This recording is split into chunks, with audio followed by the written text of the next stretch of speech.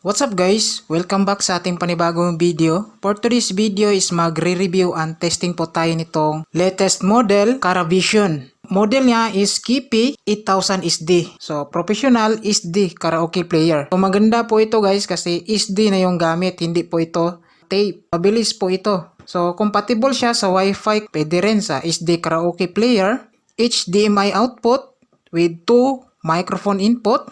Pwede rin sa multiple background video. Kagandahan dito is meron po siyang voice enhancer processors. Tsaka add user on videos. Pwede tayo maglagay dito na sarili nating videos. So applicable for home and commercial purpose.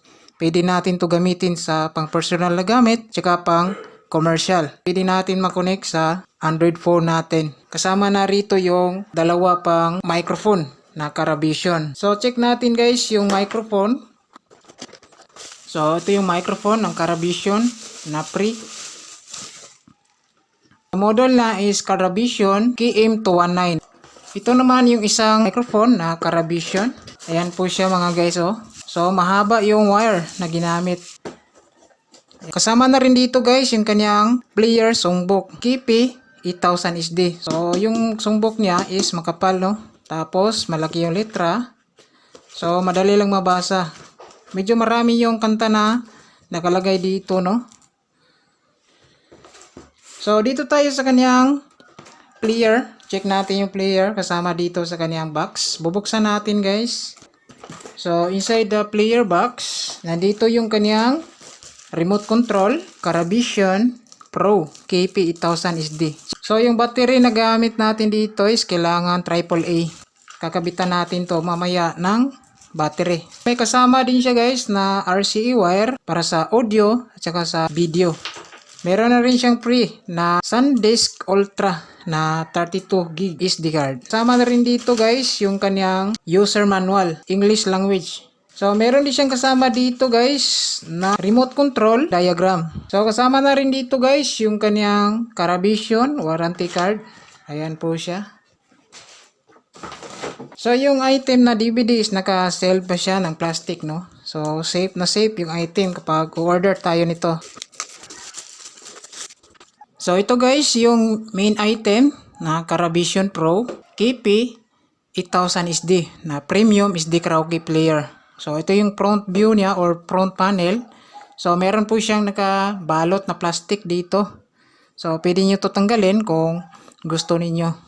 Yan. So, nandito yung kanyang power switch, mic 1, tsaka mic 2 inputs. Kagandahan dito is meron po siyang USB or flash drive input. Nandito yung kanyang microphone volume. At ito naman yung Echo Effects volume. So, dito sa gitna, nandito yung kanyang display. Sa ilalim is naka-rubber fit. Sa gilid, dito po siya guys, merong pagka-curve dito. Sa likuran naman guys, ito po siya. Naka-cell po ito. Kipi 8000 SD. So, voltage niya is 90 volts to 250 volts. So, kahit mag-drop yung kuryente natin is pwede dito sa karaoke player na to. So, power is 15 watts. Meron siyang SD card, input, tsaka HDMI output. So, nandito na rin guys yung kanyang video output patungo sa TV natin. Audio output naman patungo sa ating amplifier. Nandito yung kanyang coin output, tsaka score input. So, yan guys, bago natin siya i-testing, no? So, bumili pala ako ng AAA na battery. Kakabit natin to sa kanyang remote control. So, ito yung kanyang remote control. Lagyan muna natin ng battery. So, ganyan, negative to positive.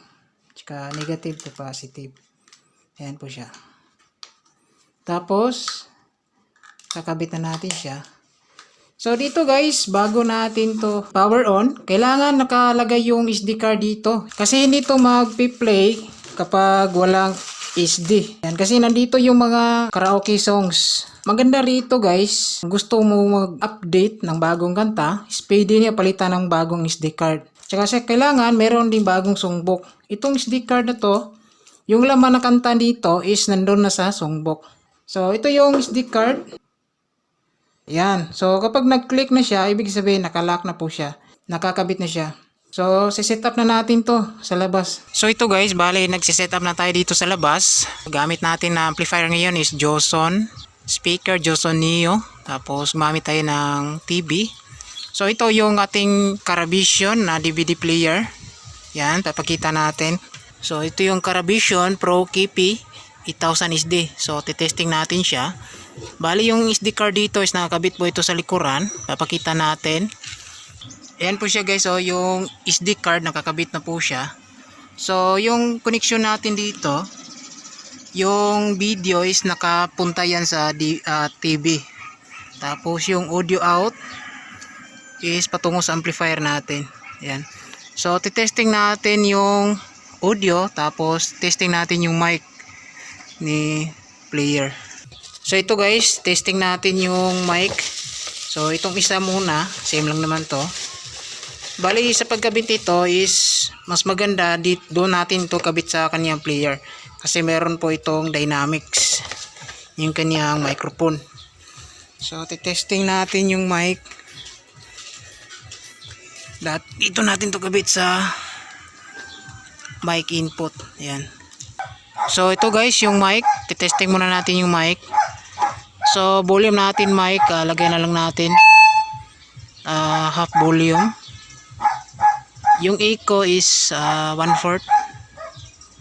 Yan.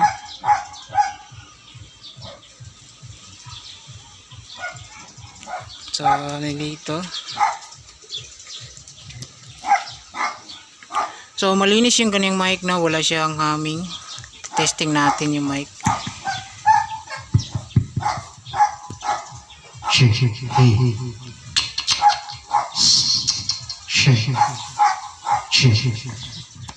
So malinis yung mic niya. Lagyan pa natin ng treble yung audio or echo. Ito.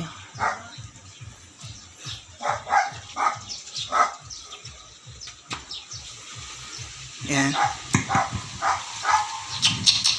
Check test. Check. Yan. So okay yung kanyang mic, no? Testing naman natin sa audio. 3 5